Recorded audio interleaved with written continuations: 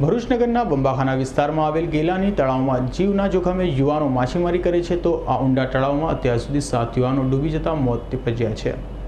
તાજેતરમાં 7 દિવસ પહેલા એક યુવાનનું માછીમારી કરતા ડૂબી જતા ગેલાની તળાવમાં મોત નિપજ્યું હતું। આ તળાવ જોખમકારક હોવા છતાં તંત્ર દ્વારા આ અંગે કોઈ કામગીરી કરવામાં આવી નથી। ત્યારે બીજી બાજુ આ વિસ્તારના રહેવાસીઓ અને આગેવાનો દ્વારા વારંવાર આ તળાવના જોખમ અંગે તંત્રને લેખિત અને મૌખિક જાણ કરવા છતાં તળાવની સુરક્ષા માટે તેમજ લોકોની સુરક્ષા માટે કોઈ પગલાં લેવામાં આવ્યા નથી, જેના કારણે તળાવ મોતનું તળાવ સાબિત થઈ રહ્યું છે। થોડાક મહિના પહેલા કલકત્તાના એક યુવાને આ તળાવમાં ઊંચી જાતનું મચ્છીનું બિયારણ નાખ્યું હતું અને એની ઉપજ પણ આ યુવાને મેળવી હતી। ઊંચી જાતની મચ્છી હોવાના કારણે કલકત્તાના આ યુવાનને સારી એવી કમાણી થઈ હતી, પરંતુ માત્ર થોડા દિવસના રોકાણ બાદ યુવાન ફરી કલકત્તા તરફ જવા રવાના થયો હતો।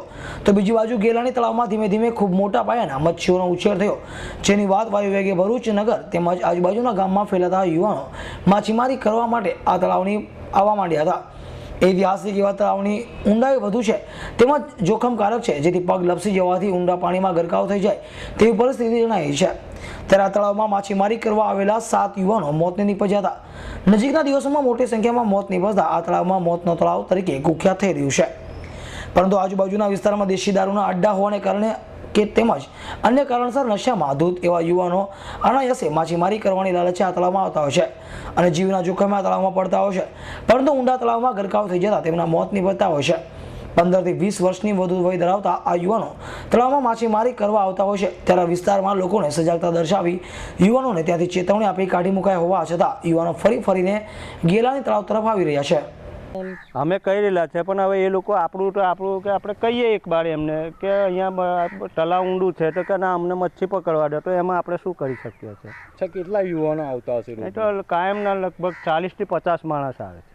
અચ્છા, હવે એક યુવાન મળી ગયો છે, બીજો યુવાન પણ આવી રીતના કોઈ દુર્ઘટનામાં એ જાન ગુમાવે, તે છતાં તમે સ્થાનિક રહીશ તરીકે તમે અહીંયા પકડવા આવે છે તો તમે કેટલી વાર રજૂઆત કરી?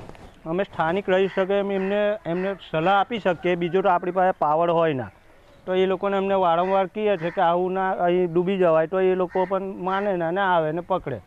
રાત્રે 2 વાગે પણ આવે ને બપોરે પણ આવે। આ મિનિમમ 60મો બનાવ છે અને ફાયર બ્રિગેડમાં પણ એની જો વર્ષોની એન્ટ્રી જોતા તમને એનો મળી આવશે અને નજીકના બી ડિવિઝનમાં પણ એની એન્ટ્રી મળી આવશે। મારે એટલું જ કહેવું છે તંત્રને કે તમે સાબદું થાવ અને લોકોને આ જીવમાંથી બચાવતા આજુબાજુ પોલીસ હેડક્વાર્ટર છે, અધિકારીઓના ઘર છે, તે છતાં લોકો અહીંયા મચ્છી પકડવા આવે છે તો કોઈ કશું કહેતું નથી? કોઈ નહીં, આંખ આડા કાન કરીને નીકળી જાય છે। ફક્ત ને ફક્ત એટલું જ કે હું અહીંયાથી કાઉન્સિલર ચૂંટાયો છું એટલે બધી જવાબદારી મારી જ હોય છે।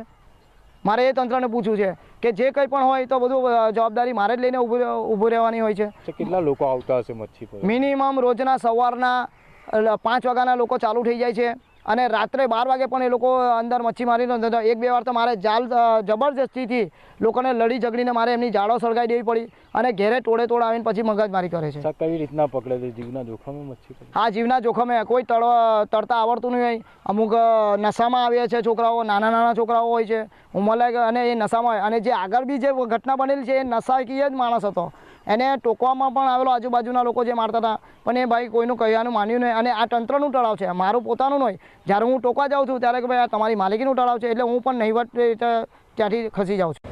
અભિ સૈયદ, એસના ન્યૂઝ, ભરૂચ।